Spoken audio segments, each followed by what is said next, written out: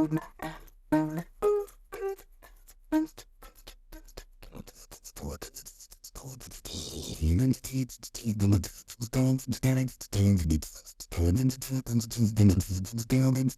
right, so welcome back to the Shadow Chat session.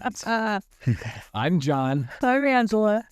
And here we're going to break down some cases and some weird shit. So, I like it. yes. So our first case up tonight is 5 suspects appear for pre-trial hearing in AKA murder case. Also known as murder case, or AKA meaning? AKA meaning my shit ain't working.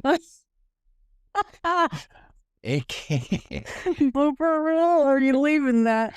Okay. No. What's happening here? Okay. All is lost. What happened? PowerPoint closed. Let's try this again. PowerPoint gave up on us. That was weird as shit. I don't know what the hell happened. It jumped straight to your weird shit Probably. instead of your cases. Yes. Okay, so first up, 5 suspects appear for pre-trial hearing in AKA murder case. Okay, explain. So this is a South African rapper who goes by the name AKA, and his murder trial is beginning right now. So the high-profile trial of suspects charged in the 2023 murder of South African rapper AKA, or Kernan Forbes, began in Durban this month. That's his name? That's his name, Kernan Forbes. Yep. I'm trying to weigh which one's worse. Okay, continue. Sorry. So Forbes and his friend Tibbs Masoni were gunned down outside a restaurant in a hit that shocked the nation. 8 men faced charges ranking from murder to conspiracy and illegal firearms possession. Authorities believe AKA was the target of a coordinated assassination linked to criminal networks. The trial's commencement marks a pivotal point for justice in South Africa's entertainment and legal sectors. AKA, a national icon, had long been entangled in public controversies, but no one expected his life to end in a calculated hit outside a Durban restaurant. With 8 suspects in custody, the case hinges on unraveling a complex web of alleged gang affiliations, financial motives, and betrayal by insiders. The courtroom has become a stage for broader social commentary where fans and legal analysts alike debate the state's ability to dismantle entrenched criminal networks. As evidence mounts, prosecutors face the challenge of proving not just guilt, but intent and coordination across multiple actors. The case could redefine how celebrity target crimes are prosecuted in that country. So, how does celebrity status complicate criminal investigations? In everywhere or in that country? Just in general. Money, power, people are willing to hide it for money. It's always money. I'm going to say money, root of all evil. I think that you're right. I agree with you 100%. Actually, money isn't the root of all evil. The love of money is the root of all evil. But, yes. yeah, I would agree. I think that it works on both sides of it. Honestly, I think that if somebody is a celebrity or, financially well off, yeah, and they're accused of a crime, often they can buy their way out of facing justice. And if you're a celebrity or you're rich and you become a victim of crime, then you're able to buy justice that people Like the cases that we talk about in Rocky Mountain Reckoning. We're talking about low-income transient victims that have gone unnamed for 50, 60 years. We don't even know who they are. They just get numbers. Yeah, they get a number. But yet, if you have enough money, you can buy justice or buy your way out of justice. Dead or alive, because if you had money when you were alive and you died, that money's still going to pay for absolutely all the things to find out who you are. Yep. So this is going to be a little bit of a tough one because I don't know who the hell this guy is. Me either. I was thinking maybe you did. Nope. But no. So could AKA's murder have been prevented with better security protocols? I don't know if that's tough to answer because we don't know him. I'm going to say probably not, depending on why. Because if it's gang-related, cartel-related, crime groups related, they're going to find a way. I agree. And, you know, this case, one of the main reasons that I grabbed it, honestly, is it reminded me of a rap case that I actually know something about, which is rare for me because I don't know much about it. That's going to be rare for me too, by the way. But that is the Tupac Biggie Smalls debacle. And, you know, the Tupac, when Tupac was gunned down in Vegas, it sounds very similar to this. Yeah. And so it made me think of that. And in that particular case, I don't know if there's any security protocols that could have saved Tupac either. Probably not. You know, to your point. And it's really the case. I mean, there are some things that can be done or whatever to protect people. But at the end of the day, being true crime enthusiasts has taught us one thing, and that is if somebody wants you dead, you're probably going to die. I mean, that's the sad or get seriously hurt because they will try. Yeah. However, things have come to light, of course, allegedly, that Diddy had something to do with all of that. I've heard that. Yeah. So he's just everywhere, making problems for everyone. Yeah. Well, that's what happens when you're a crooked piece of shit. With a ton of money. And a sadistic freak. So, I mean, you don't want to go to a freak off? God, no. Okay. I don't want nothing to do with that. You know that Jelly Roll, you know Jelly Roll, right? Yeah. So he had the opportunity to meet him, and he's like, yeah, I'll pass. He like got a bad vibe. Nice. And Jelly Roll, he got a pardon, but he was a convicted felon. So he's been in prison. He's been around douchebags. Yeah. And so I imagine his douchebag radar is pretty freaking high. Probably. And he probably read that piece of shit right from the go and was like, nah, I'll pass. I don't want nothing to do with this guy. I have enough in my past. I'm trying to make a better future. Exactly. And he is. He's doing well. He has, man. He's just a cool dude. I've seen interviews with him. He does so much for his fans.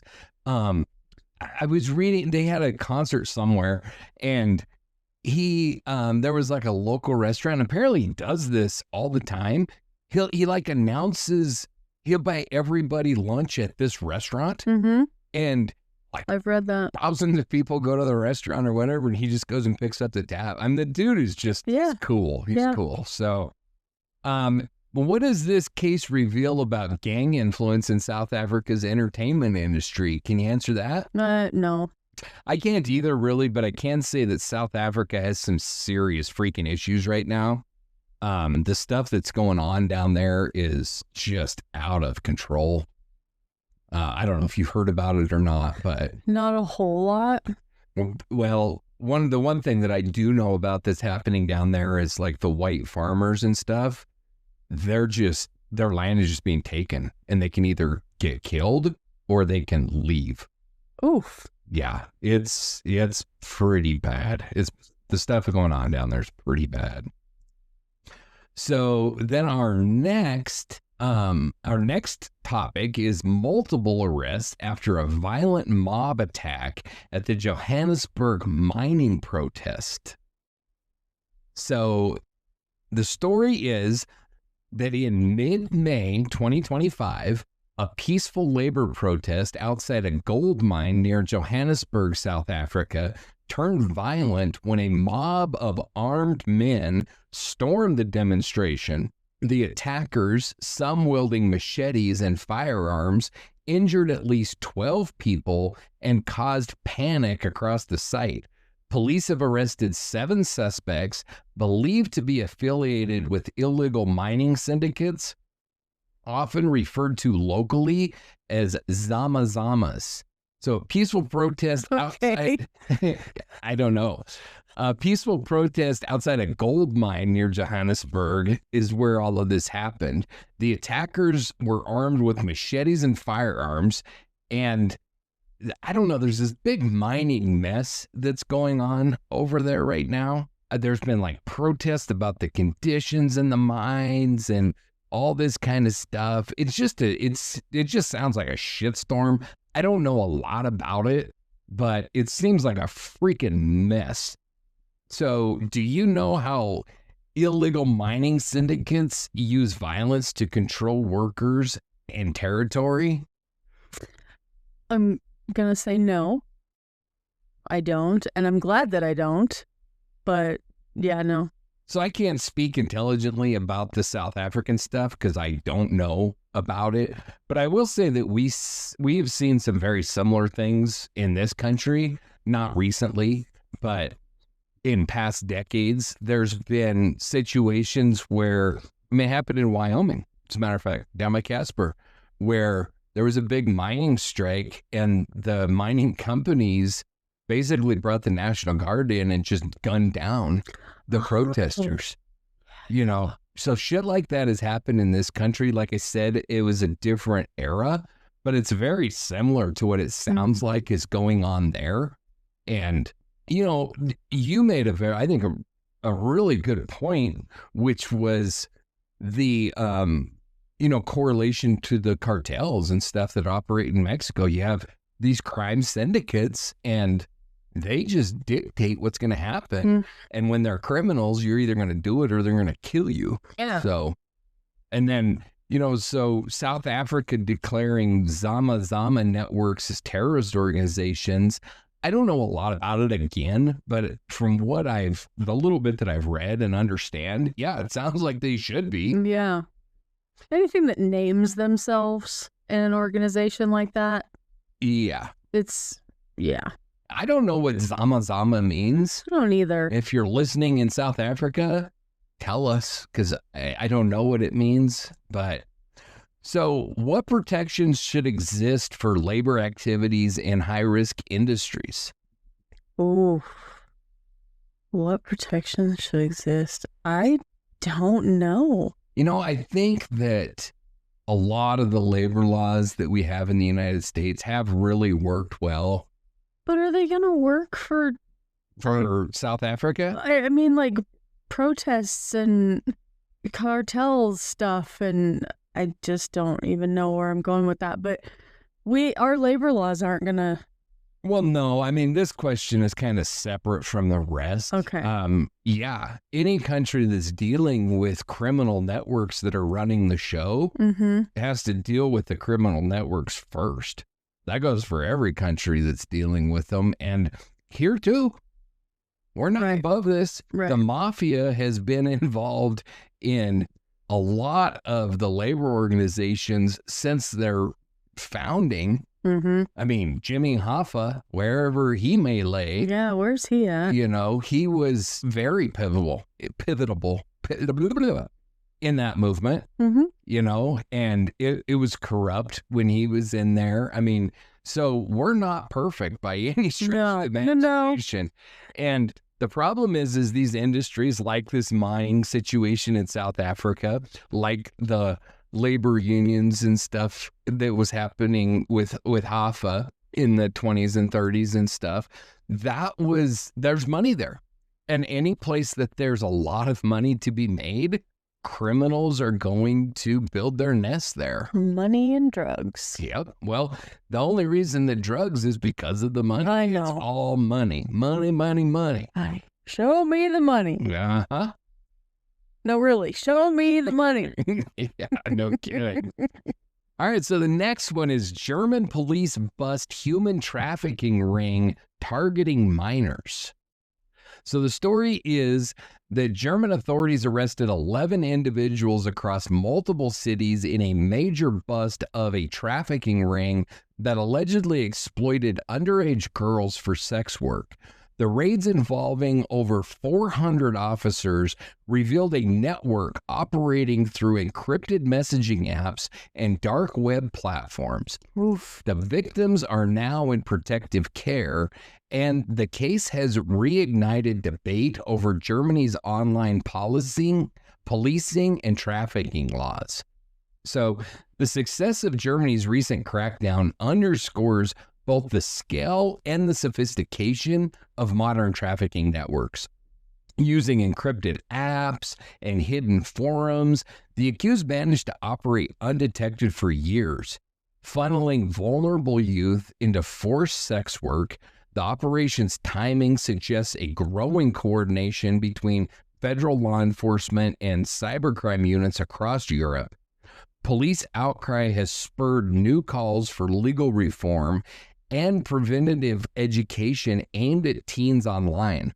Survivors, many of whom were lured through fake modeling or influencer scams, are now receiving psychological and legal support.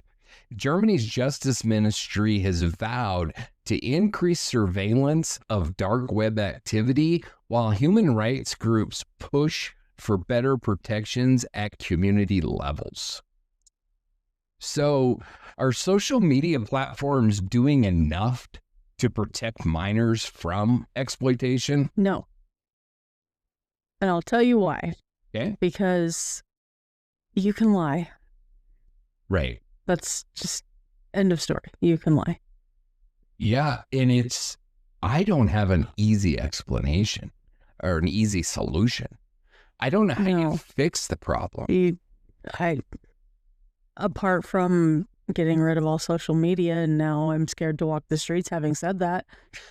But hey, I'm not. I am a proponent for doing away with social media.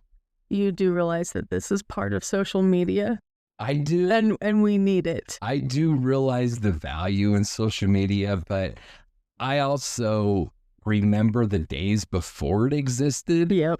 And I miss a lot about those days. I do too. It was simpler and more private, and everything was better.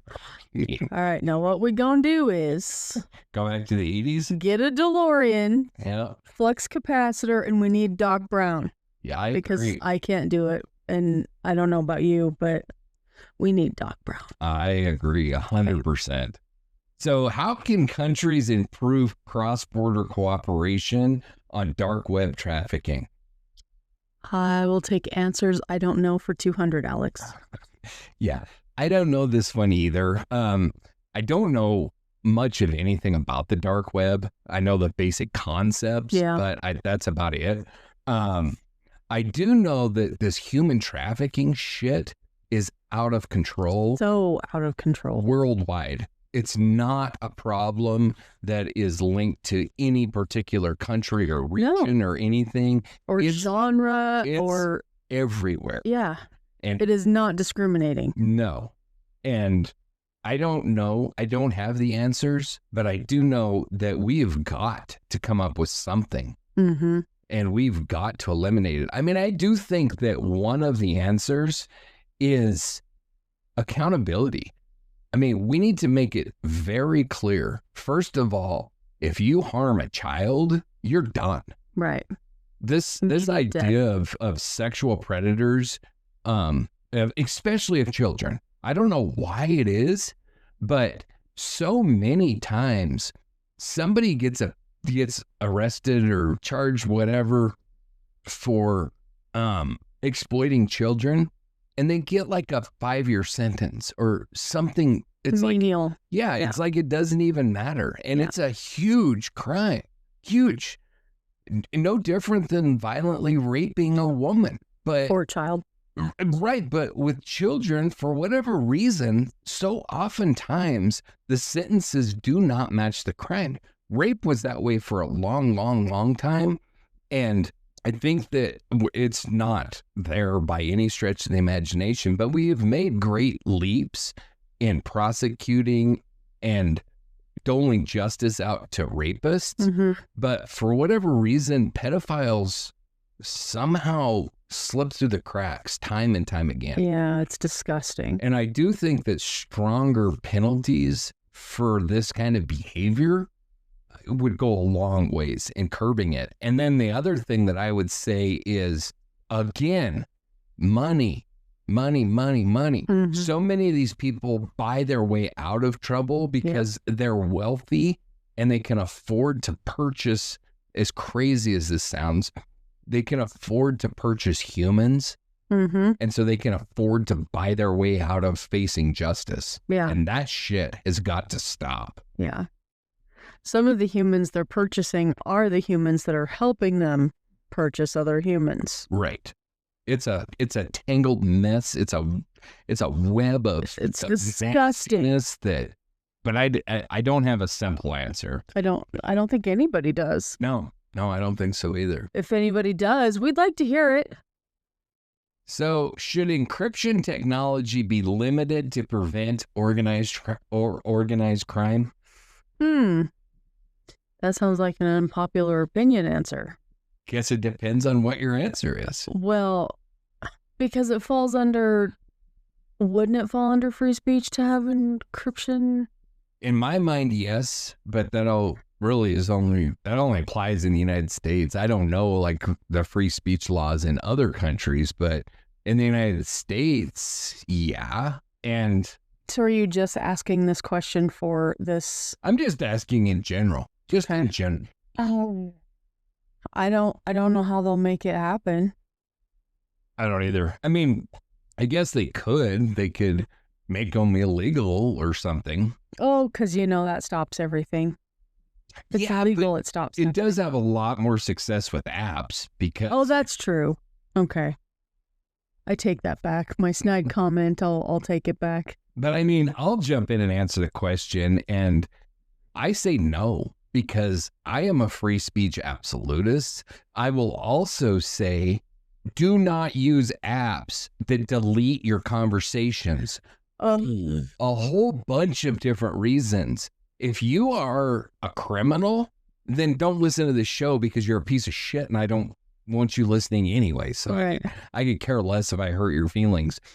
For the listeners I care about, don't use those apps. No. Because there's cases where the conversations could save a person and they're gone. They can't be found. They can't be traced. They can't be, don't use.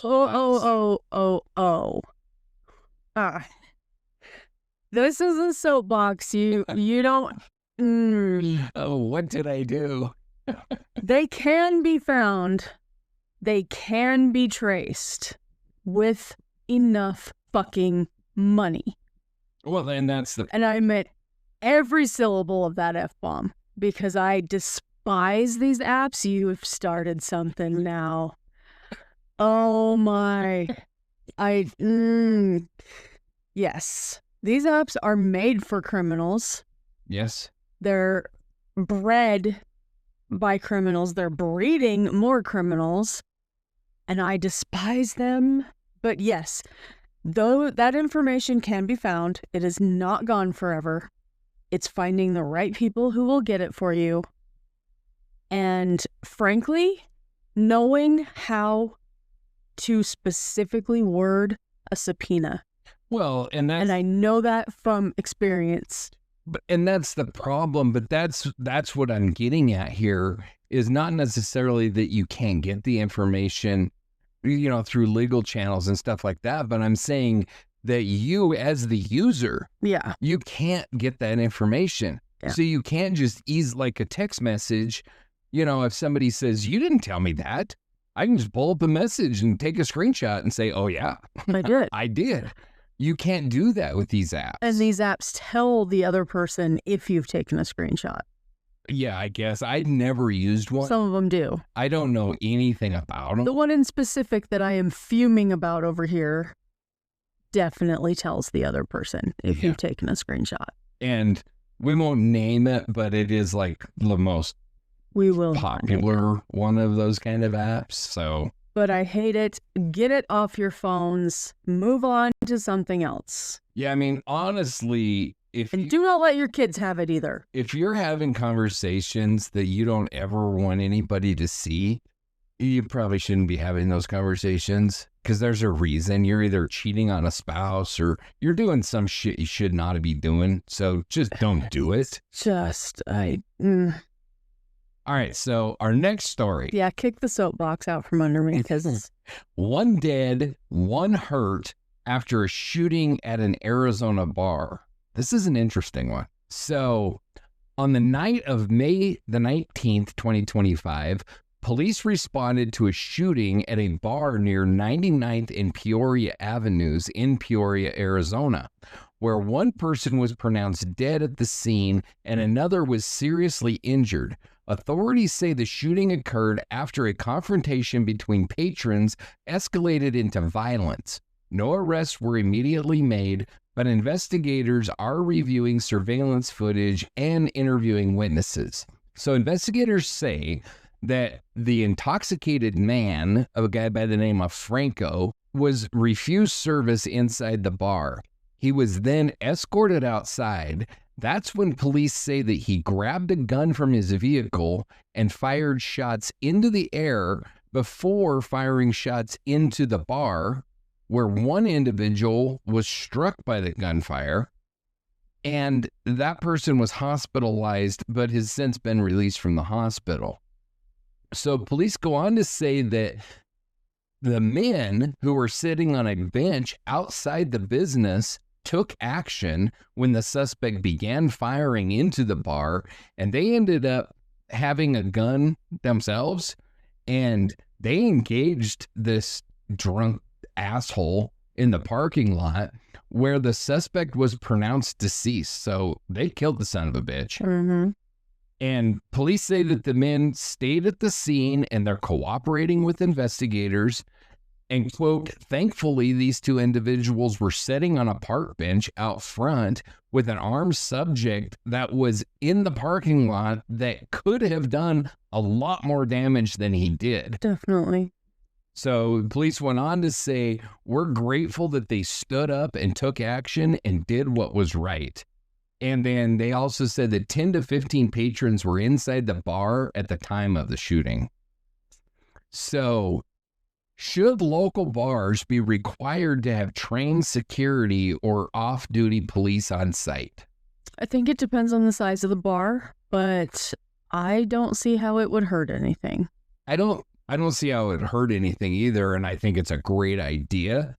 I don't think it should be required. I think a bar should be able, any business should be able to operate, and the patrons should be able to go there, and the business is not responsible because some piece of shit asshole probably went in and he was too drunk to be served. And so they said, we won't serve you. They did the responsible thing. Right. I'm guessing, I don't know that that's what happened, but I think it's a pretty safe bet.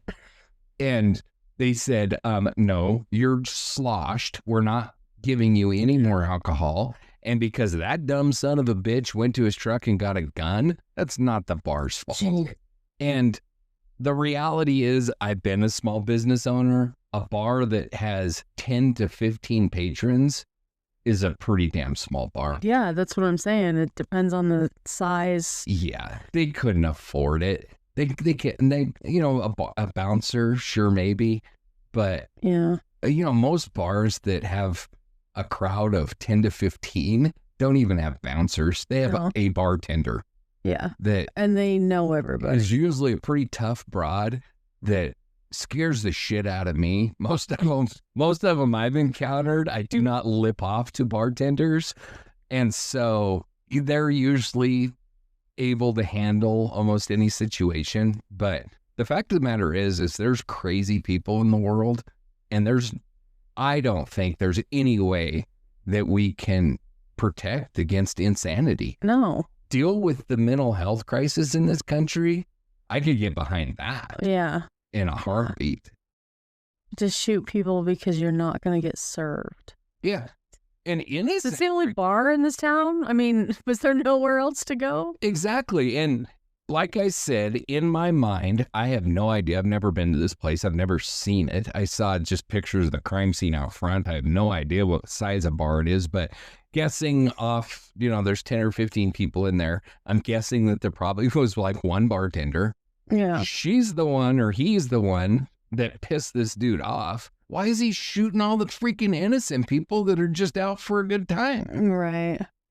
But bigger, why are you shooting over a drink? Exactly. I will never understand that. It's insane. It makes no sense. So how can nightlife venues balance community trust with risk mitigation? If I knew that answer, I'd be making a lot more money right now. I will say that I don't think there should be any law, because I don't think laws are nearly as helpful as some people do. Mm-hmm. But I do think that, these bars that I've been to, several bars where you're actually patted down before you go in. Oh, yeah.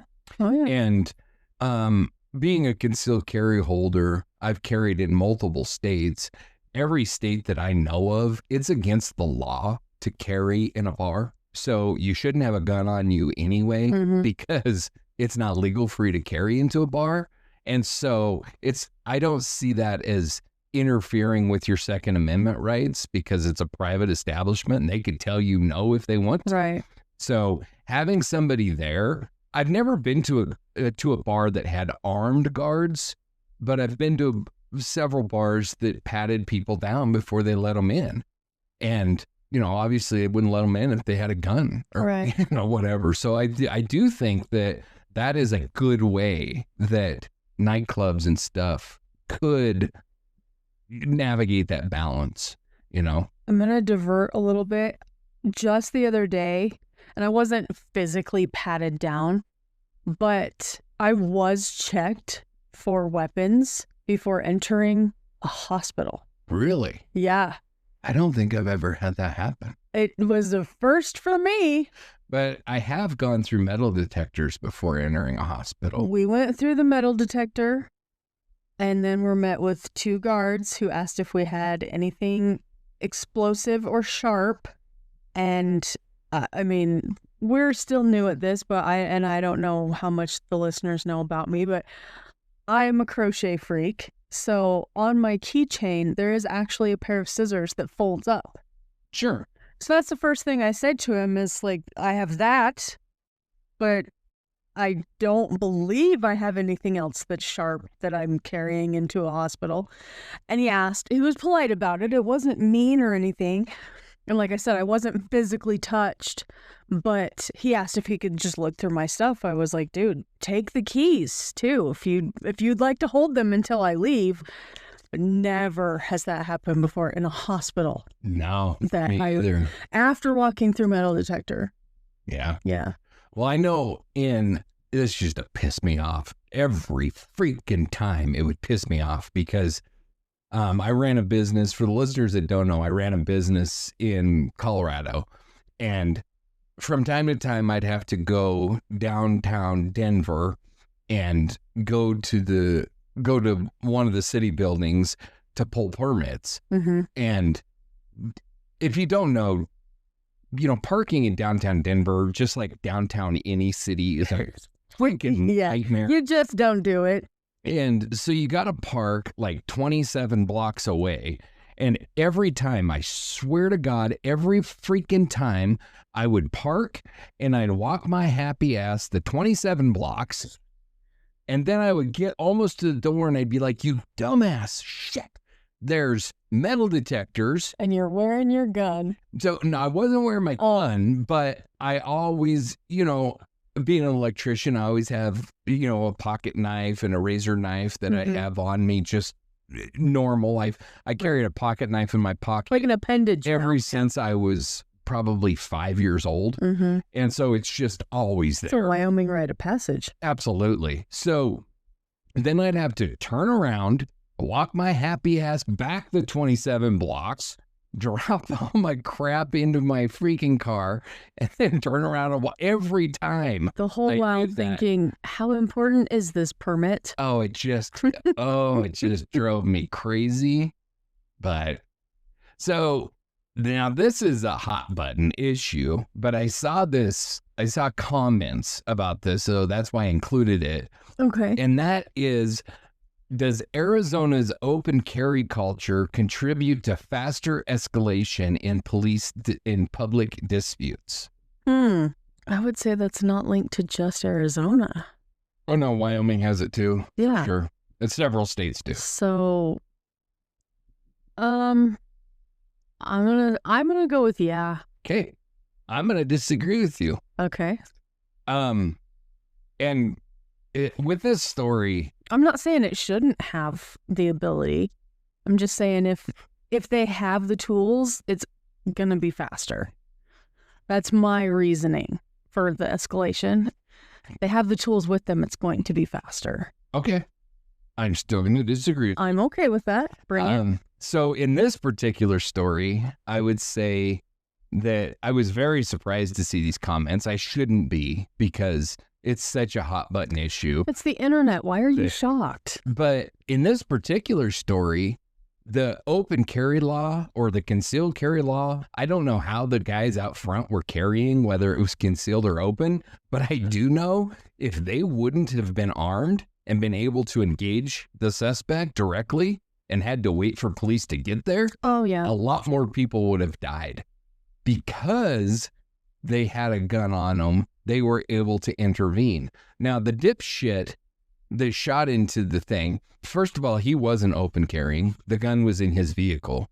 Right. Second of all, I do know for a fact in Arizona, it matches Wyoming in that you cannot legally carry a firearm into a bar.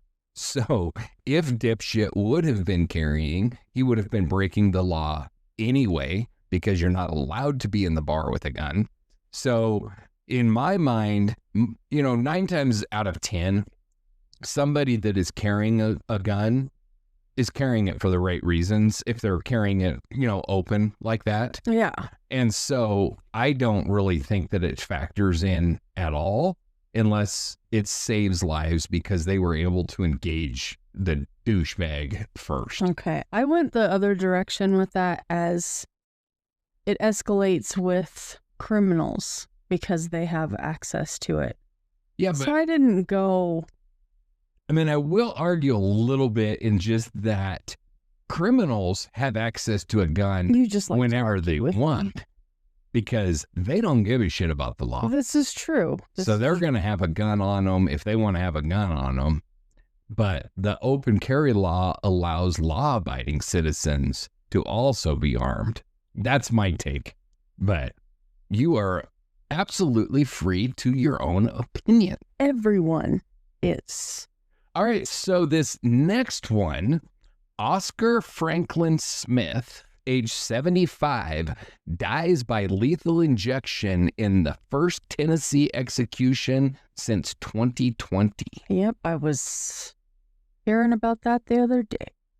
So executioners delivered the fatal dose of pentobarbital in the death chamber of Riverbend Maximum Security Institution in Nashville. The victims were Smith's estranged wife, 35 years old, Judith Robert Smith, and her 2 teenage sons from a previous marriage, Chad and Jason Burnett. The governor of Tennessee declined to step in to grant clemency to Smith, and this happened 3 years after the governor had called off this guy's last execution. So Oscar Franklin Smith was executed by lethal injection in Tennessee on May 21st, 2025, ending a high-profile capital case that spanned over 3 decades. Smith, 72, had been convicted of the 1989 murders of his estranged wife and her 2 teenage sons in Nashville. Despite a lengthy appeals process and multiple attempts to introduce new DNA evidence, including a last-minute request in 2022, his conviction was upheld, and Governor Bill Lee declined to intervene. Smith maintained his innocence to the end, becoming Tennessee's first person executed since 2020, and the first under the state's resumed lethal injection protocol following technical controversies around electrocution and previous drug administration. The execution has reignited national discussion about the future of the death penalty, particularly in southern states where political and moral debates continue to intensify. Supporters of capital punishment pointed to the brutal nature of the crime and the long-delayed justice for the victims' families, while critics raised concerns over lingering doubts in Smith's case, citing new forensic interpretations and the ethical implications of executing a man in his 70s. Outside the prison, a small crowd of demonstrators held vigils and signs calling for the abolition of the death penalty nationwide. So, should advanced age or medical frailty be considered a reason to commute a death sentence? Is he still guilty? Yes. Then no. That's where I fall to. 100%. Like, if there's no question of guilt and it's just because the douchebag was able to drag it out for 30 years, yeah, tough shit. I don't care if he's 85. I don't care. But that's my opinion. Why is that a question? He was guilty 30 years ago. He's still guilty now. Be done with it. I agree. So, how does last-minute forensic evidence, such as contested DNA, complicate execution timelines? Well, I mean, is there that in this case? Or are you just throwing it out there? No, supposedly there is. There was a question about the forensics. There was some contested DNA. Now, I will say, and as you and the listeners kind of grasp this new show and kind of the flow of it, I don't dive deep into these cases. Yeah. I get the headlines and the gist of it, and that's it. So I didn't dig into this case. So I can't tell you, what the evidence was. I have no idea. All I know is pretty much what I read. Yeah, I don't know.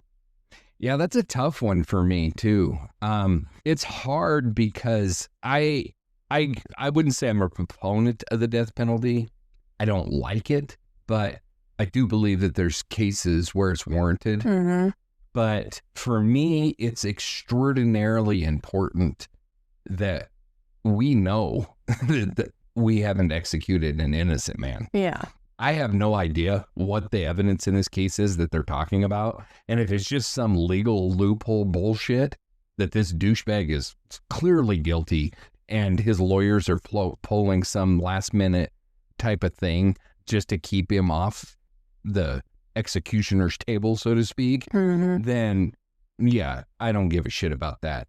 If it's legitimate and there is a chance that he's not guilty, then I think as humans, we have a right or we have an obligation to ensure that it is 100% or, as close to 100% as we could possibly be. Without a shadow of a doubt. Without a shadow of a doubt before we take a human life. And, for me, the standard is even a little bit higher than it is in finding guilt in a courtroom.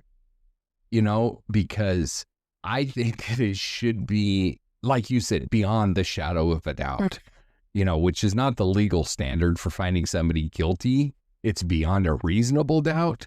But for us to execute somebody, to issue the ultimate punishment, then I think it needs to be, like you said, beyond the shadow of a doubt. Yeah, there's no doubt. No doubt. Douchebag's a douchebag.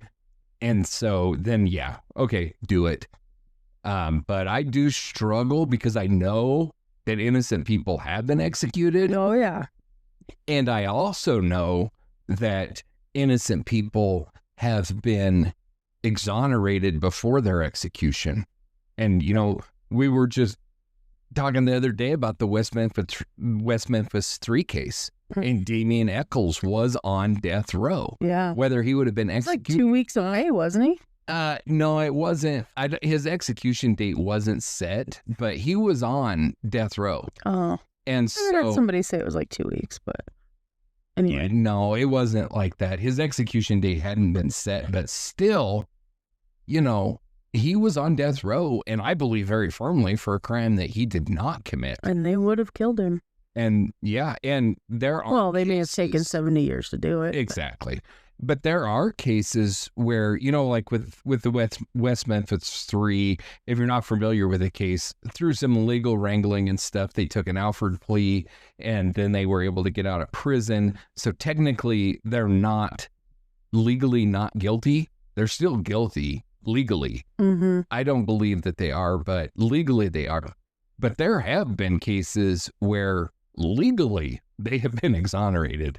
Like DNA evidence has come out and proven beyond the shadow of a doubt that they did not commit the crime. Right. And they were on death row for it. And so that's something that I think as a society, we have to be very, very sure of. How do we do that? What are the steps? I don't know. I don't know what the standard is. Yeah. You know, in a lot of places, I think in most places, even in high execution rate states like Texas, you can't be sentenced for murder. It has to be capital murder. There has to be the qualifiers that take it to that next level. Murdering while raping or murdering while committing a robbery. And there's a whole list of them. Killing a cop is one of them. And there's a whole list that make it capital murder. But so it's not just everybody that's eligible. I think that's a big step, you know, in making sure is you limit it to a certain group that would qualify for it. And then, you know, I don't know what else. But I do think that as a society, we have an obligation to do everything in our power to ensure that we don't execute an innocent person. Right. I will say, And how difficult that is. I will say that as big of a person as I am about this appeals process and all the bullshit that it drags the families through all the appeals, and I do not at all agree with how appeals are handled in this country. I do not. But what really pisses me off is when there is evidence that somebody is not guilty. I have seen cases where the prosecutor that put that person in prison is standing before the judge saying, this person is not guilty. I convicted him wrongly. Yeah. And they still can't get out. Yeah. Or there's DNA evidence that proves that they're not guilty and they still can't get out of prison. Exactly. That shit should not be allowed to happen, period. So, what role should governors play in granting clemency amid divided public opinion? I'm going to let you take that one. Well, thank you for that. You're so welcome. Just because I have a big mouth and I have something to say about everything. Just because, admittedly, you know more about this than I do.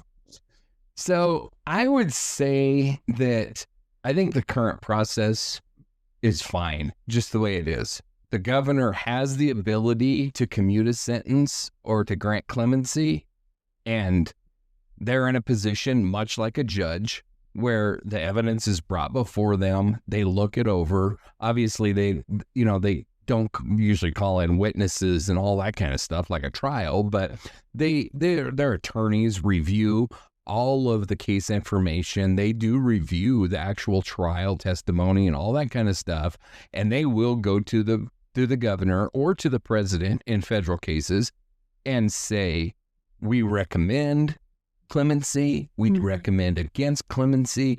It's never really a governor or the president that is just willy-nilly saying, and there are legal advisors that analyze the cases.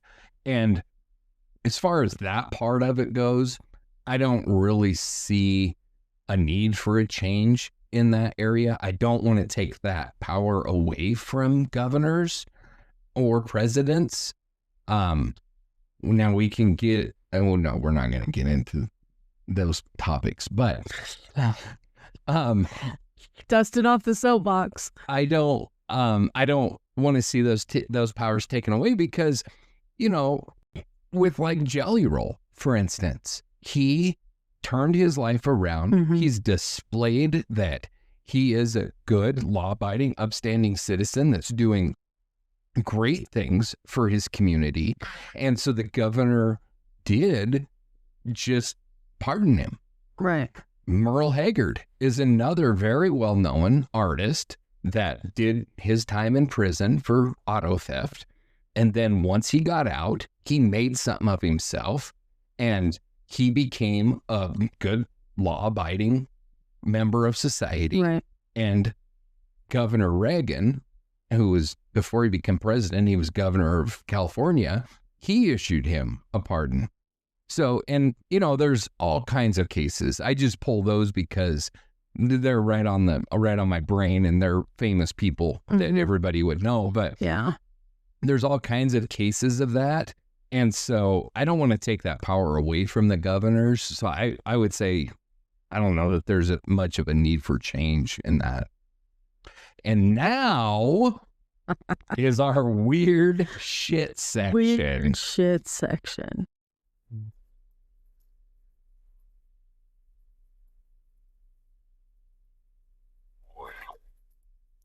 Weird. Yeah. All right, so there's some good ones this time around. So the first one is the Dyatlov Pass incident. No. Why the hiker deaths remain a mystery. So This is weird. yeah. So for those of you that do not know, 9 experienced hikers died in 1959 mysteriously in Russia's Ural Mountains. Their tent was found slashed open from the inside and their bodies were scattered, some with traumatic injuries and no shoes, others with signs of radiation poisoning. Soviet investigators offered no clear cause, and modern theories range from an avalanche to paranormal forces. So despite decades of research, the Dyatlov Pass mystery remains a chilling enigma.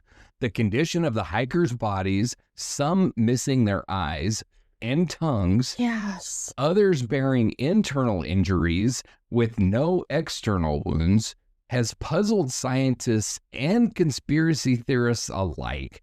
Their campsite torn open from within suggests panic, but no known predator or environmental forces fully account for what happened. In recent years, theories have evolved. Some point to infrasound-induced panic, while others suggest military weapons tests. Despite a 2020 Russian report blaming an avalanche, skeptics argue the injuries don't match. The case lives as one of the most unsettling, unsolved outdoor tragedies of the 20th century. It is weird. Weird. So, okay, what was this tragedy? An unfortunate natural disaster or something more sinister? Oh, I have to say sinister. Right there with you. I have to. I don't think there's any possible way that this was natural. The tent explodes from the inside. They cut their way out of that tent. So, I know, but we're missing limbs. Some are missing limbs. Some are dressed. Some are not. They cut their way What? out of that tent and they ran into the snow, most of them barefoot. Wasn't one of the internal injuries likened to having been hit by like a bus, but with no external? So the way that I heard it described, I actually read a book on this, and the way that they described it was similar to like being put in a microwave oven. Like their internals were cooked and they had no external damage to them. Yeah. So What is happening? It's weird as hell because, and I don't know if you know this, but maybe the listeners don't.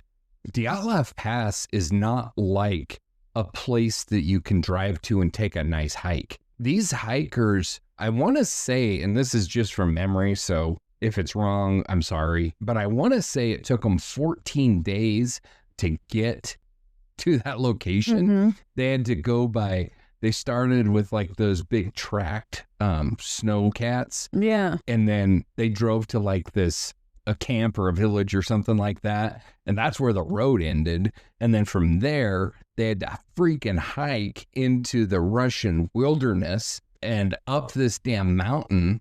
And so this was not like a group of bank robbers happened across them or something. You know? Nobody else was up there. This is not, whatever this wasn't human. Mm-mm.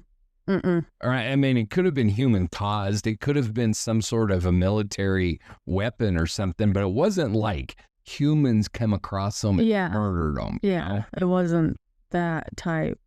It's bizarre as hell. Yes. I was just about to say that again. There's no other words. It's no avalanche. Just left with, huh? It was no avalanche. Yeah. Yeah. You're just left with, I mean, like I said, I've watched several documentaries on it. I read a book on it that was very well researched. It seemed to be very well researched and everything. I viewed a lot of the actual photos, which are available online. You know, you can actually see the bodies and stuff like that. And it's weird. And I have no good explanation. I don't even know, because this is one that is, I don't know what to say. Exactly. I should have remembered this one on the last one you asked me if there was weird unsolved things that baffle me. This is one of them. Yeah, this is a big one. And like, it's one of the biggest, you know. So why does the public remain obsessed with mysteries that defy science? Why not? Exactly. How do you let that shit go? I don't know. Because like with this one, there is no, I mean, as true crime fanatics, I think all of us are driven by mystery anyway. Well, obviously. But I mean, there is just this inherent need to understand what happened in some of these cases. And this one is one of those cases. I want to know. I want to know.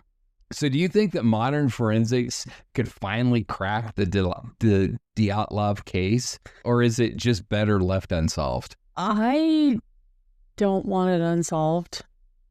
Yeah. I can't. I think if there's anything that they can do, they need to do it. I agree. And I think that modern forensics could potentially, I just don't know how much evidence remains to be tested. That's very true. You know, if they have tissue samples and stuff like that they could test that they haven't, and I don't know that that's the case, but if it's the case, I think every avenue should be fully test them. You know, I mean, I can't remember how many died. 9 of them. 9 died. So that's 9 human lives. Yeah. And they deserve an answer just like all the victims. The weirdest way. And they all have families. They were all young. Yeah, people. They were like college kids. Yeah, what were they up there for, though? Did you read it? I can't remember. Yeah, so they were up there. There was like this certification that they had to get to be like, I don't remember exactly what the certification was, but it was like expert mountaineer or something. I mean, that wasn't it, but it was something like that. Right.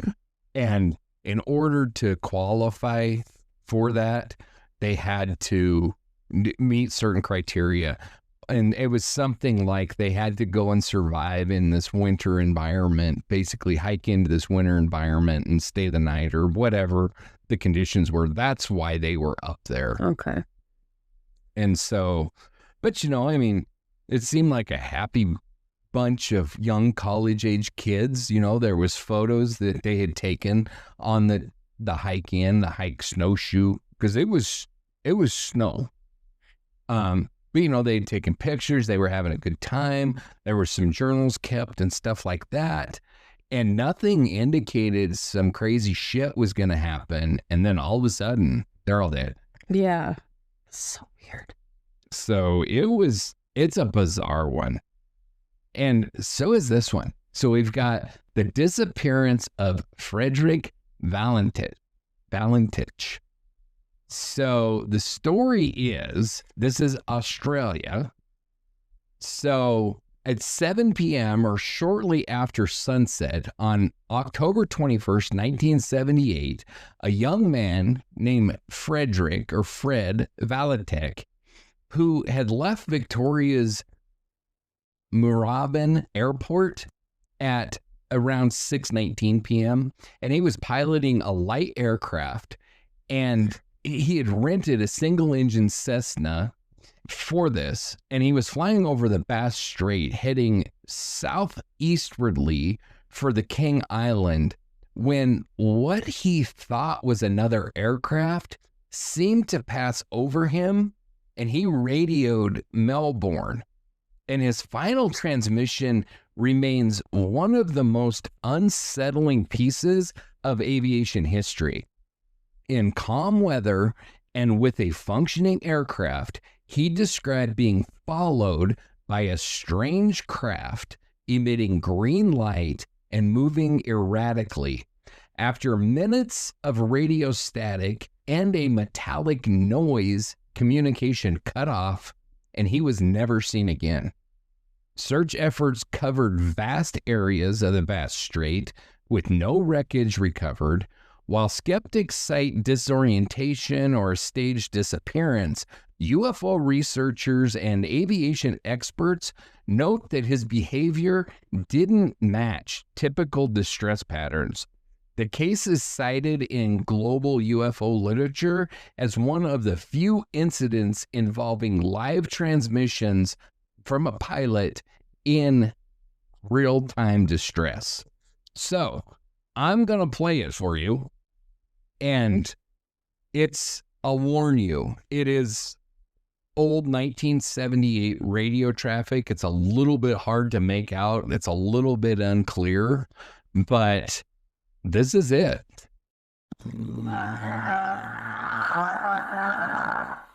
Aliens, you can look aircraft, is it?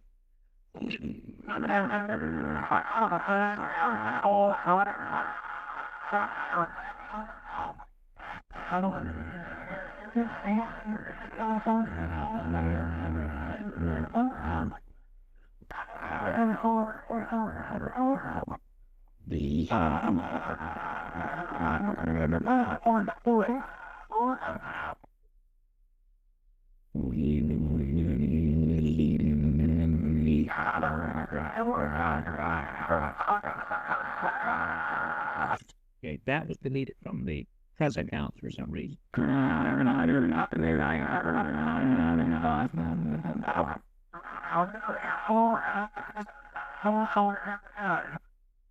Delta alien and confirm and not identify the aircraft. Delta 0 alien, Roger. Mankind.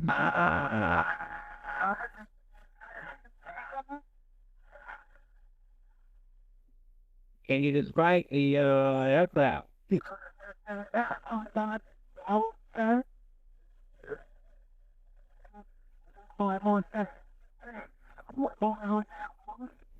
Delta Sierra Juliet, Roger. How large would the object be?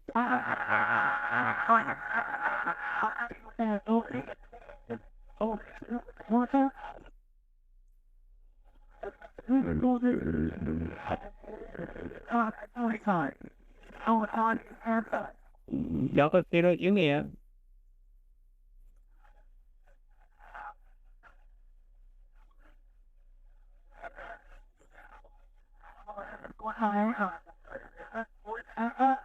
Delta Sierra Juliet. Confirm the aircraft just vanished. Delta Sierra Juliet. Is the aircraft still with you?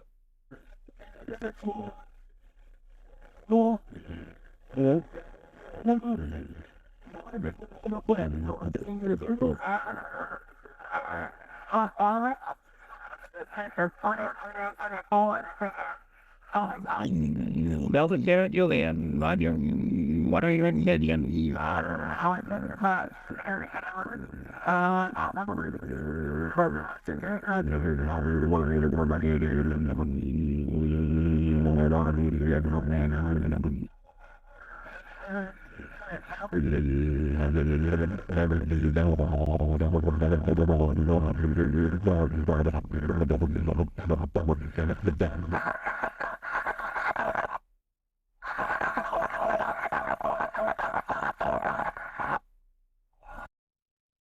Could stress or disorientation fully explain his strange final words?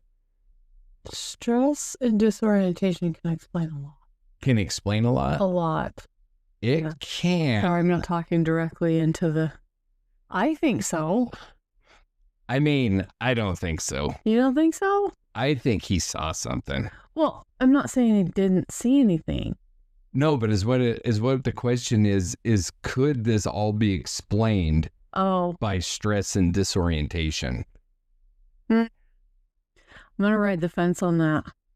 There is longer video segments out there, and there's also transcripts of it that you can read through. But the audio in those is so bad that I couldn't play it all on here. Mm-hmm. But he saw something. I mean, he describes it as like hovering above him with green lights, and then it would move below him. It like moved all around him. Awfully calm-ish. Well, that's why I really question the whole stress type of thing. I mean, to me, he sounds like a pilot that has identified something that he can't recognize. He didn't say, oh, this is a UFO. These are aliens coming to get me. Yeah. He said, Melbourne, do you have any other planes in this area? Which is a reasonable question for a pilot to ask in this situation. Exactly. You know, and he acted, to me, it sounds like a professional pilot responding in a responsible demeanor to something that he is seeing, and he's relaying it, but he has no explanation for it. This is a freaking weird one. This is like one of the ones where was in our last episode where I said I have like I'm totally convinced that aliens don't exist, and I'm totally convinced they do. And this is one where I'm like, okay, this is some weird shit I can't explain. Yeah, that's why I was on the fence, because I could believe it, and then I could be tipped to not believe it. Right. So, do pilot UFO sightings carry more weight than civilian encounters? Interesting. I want to say yes, but what makes a pilot more believable? To me, it really comes down to just having your pilot's license does not automatically give what you're saying more weight to me. That's what I'm saying, yes. But I have read multiple accounts of military pilots reporting this.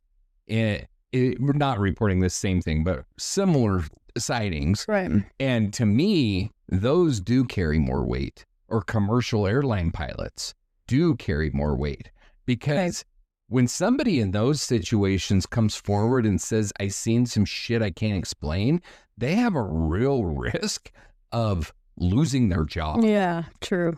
Very true. The military is very inclined to pull you out of the cockpit and say, okay, you're in infantry now. Because you've lost your mind. So it is a real risk for them to come out and say, I saw some weird shit that I can't explain. And because of that risk, it does carry more weight with me. It just does. With the exception of, are they Klinger from MASH and they're trying to get pulled out? This is always a possibility. A small possibility, but it's there. But I will also say military aircrafts very, very, very rarely fly with a single pilot. There's usually at least two, and all of them that I've seen have at least two accounts that agree, if not more. Because I've read some reports of, multiple aircrafts flying, and all of the pilots and all of their co-pilots are reporting the same crazy shit. So, and I do think that, and that's not necessarily a military or pilot thing, that is just in general, when there are multiple people saying they saw the same thing, then it makes it a lot more easy to believe. Right. So, should aviation authorities take unexplained aerial phenomena more seriously? I don't see why not, because it's dangerous. I mean, all it is unexplained. Right. I'm not saying it's aliens. I'm not saying, I've always said that my whole life. UFO is unidentified flying object. Right. There's people out there who immediately think you mean aliens when you say that. Oh, absolutely. It was like that whole drone thing happening across the United States here a couple months ago. And everybody was saying aliens.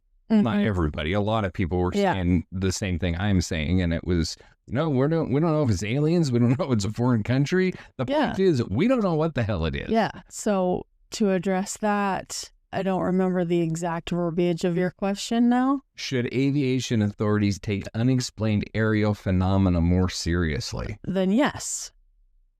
Because it needs to be explained, because it's dangerous to those up there.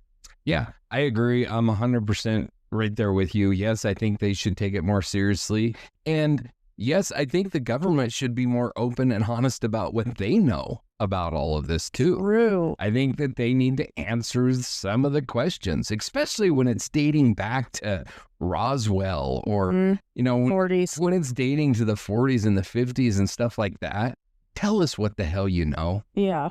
There's no there's no top secret technology. Speculation is worse than them telling us. Absolutely.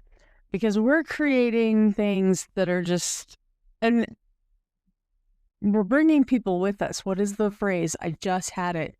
Mob mentality. Yes. We are bringing people with us when they could just tell us and we could move on. I don't know if we could move on, but it might cure some of that.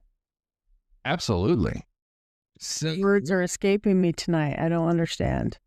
All right, so next up we have the Green Children of Woolpit. What? I'm assuming you haven't heard this story. Nope. So, recorded by two medieval historians, the Green Children's tale blends legend and historical curiosity. The children claim to come from St. Martin Land, a twilight world accessed underground. Their green hue reportedly faded over time after adapting to a human diet, particularly beans and bread. Modern theories suggest chlorosis or iron deficiency, arsenic exposure, or even language confusion during migration. Others considered it an allergy for integration and xenophobia.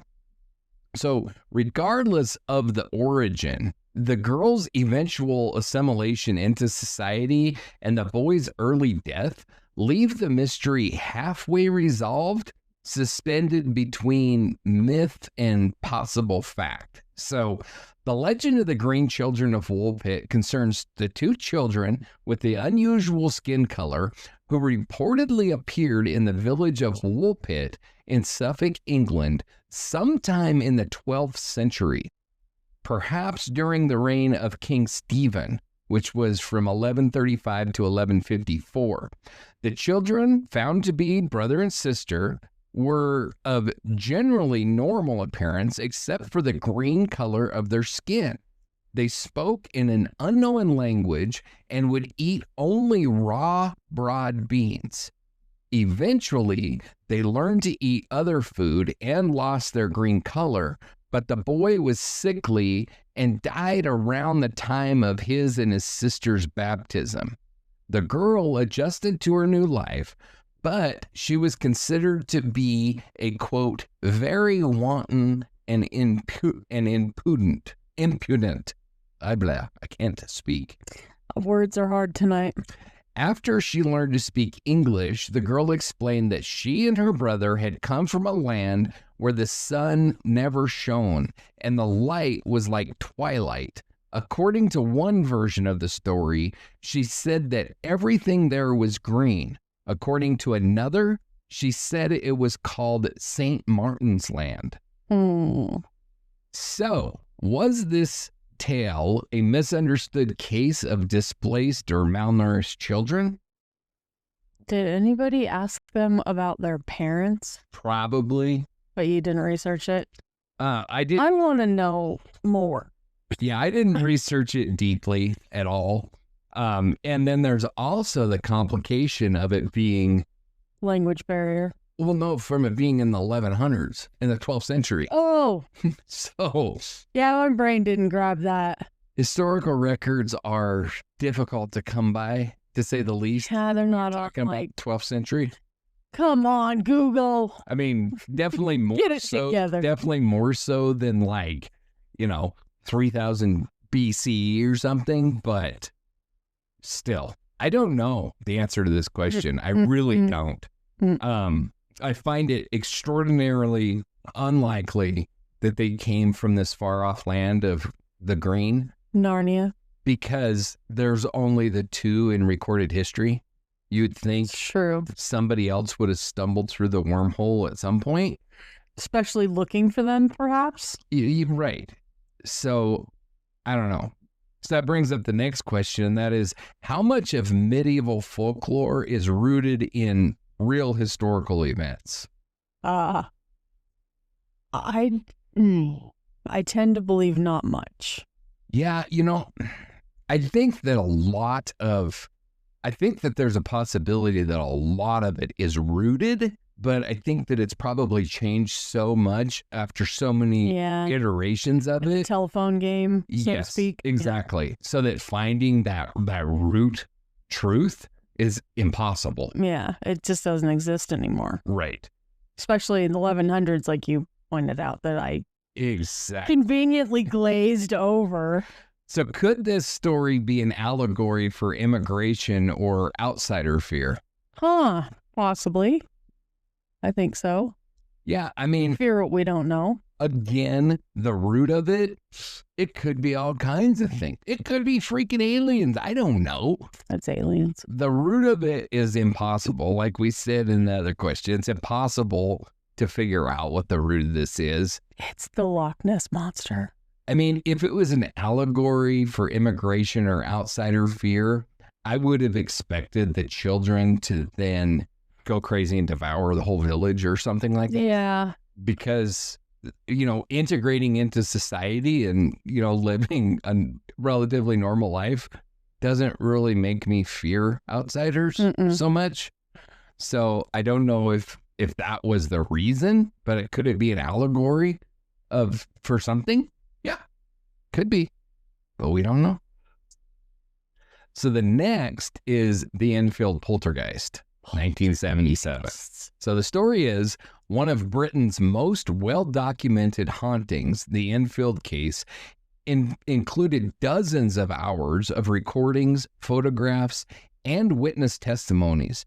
Furniture reportedly moved on its own.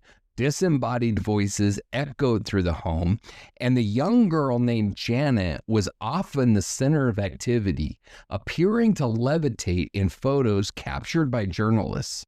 Although some stunts were later admitted to by the children, investigators still insist a percentage of the phenomena defied explanation. The case became the inspiration for multiple films and remains a central example in debates over psychological projection versus paranormal activity. Even skeptics admit the sheer volume of evidence is difficult to ignore in this case. So the Enfield Poltergeist was a claim of supernatural activity at 284 Green Street, a council house in Brimsdown, Enfield, London, England, between 1977 and 1979. The alleged poltergeist activity was centered on sisters Janet, aged 11, and Margaret Hodson, aged 13. Some members of the Society for what is that word? Psychical research, such as inventor Maurice Grosse and writer Guy Lyon Playfair, believed the haunting to be genuine, like others like Anita Gregory and John DeLoff were unconvinced and found evidence the girls had faked incidents for the benefit of journalists. Members of the Committee for the Scientific Investigation of Claims of Paranormal, that's a long name, including stage magicians Milbourne Christopher and Joe Nickel, criticized paranormal investigators for being credulous while also identifying elements of the case as being indicative of a hoax.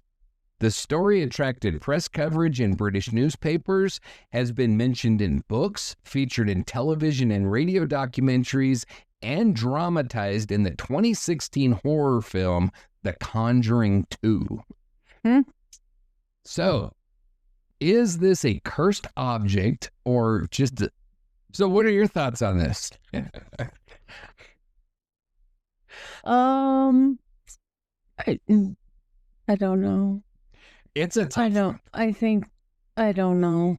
It is a tough one. I know that I'm pretty sure that Ed and Lorraine Warren researched this and did find this specific one. I believe so. Yeah, because Well, it was Conjuring, so yeah. Yeah, I think all of the Conjuring were cases that Ed and Lorraine Warren, and I do put a lot of confidence in what they have to say about these cases. I also think, and like these kind of cases aren't categorized in my brain the way that true crime is. So I can't be 100% sure, but I'm pretty positive that this is the case where the girl was caught like moving a TV on her own. They busted her. Okay. And so she then later claimed that she was afraid that they were all going to go away and stop investigating. And so that's the reason. So she had to reignite their... So I don't know. Some of the pictures are, I mean, that one, the longer I stare at it, they're actually moving. Yeah, I mean, it kind of looks like she's jumping to me. So I don't know. Yeah. That, like, look. There's some. It doesn't convince me.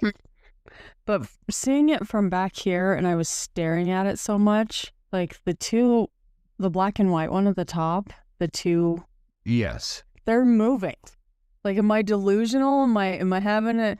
Or is it just the way I can see it from here? I think you're either delusional or it's the way you can see it tired there. Because it's so weird. Because there's nothing moving. It's a static picture. That's weird. But, I mean, it's time to commit me, John. It's weird, but it doesn't convince me of anything. Mm-hmm. You know, this is a tough one because I do believe in hauntings. I mean, we've discussed that. I do believe in poltergeists. I do believe in this kind of activity, like the story of Emily Rose. Oh, yeah. You know, like demonic possession, that kind of stuff. I do believe in that. So it's tough because I can't just discount it and say I don't believe in none of that shit, because I do. But when you're busted faking one thing, it's hard to convince me that you didn't fake the rest. And you are right. That does look like a jump, not a... It does look more like a jump than a levitation. Yeah. But also I wasn't there. So true. I don't know when it was snapped or what was happening, but this is what we have to go off of. So to me, you know, in this case, I do know. I've read about it and all of that kind of stuff. And I've not been convinced in anything I've read. But the bad part is I haven't been convinced one way or the other. True. I always come down exactly where I'm at right now. And it's, I don't know. Could be. Might not be. Might not be. But that's the case with so many of these like hauntings and stuff like that. What happened? So, yeah, I don't know. So then we've got the legend of Spring Hill Jack. Are you familiar with this one? I am not. Oh, this is a fascinating one. So, Spring Hill Jack was Oh. feared across England, particularly among women and children, for his startling attacks involving claws, flashing blue fire, and superhuman leaps. Descriptions varied.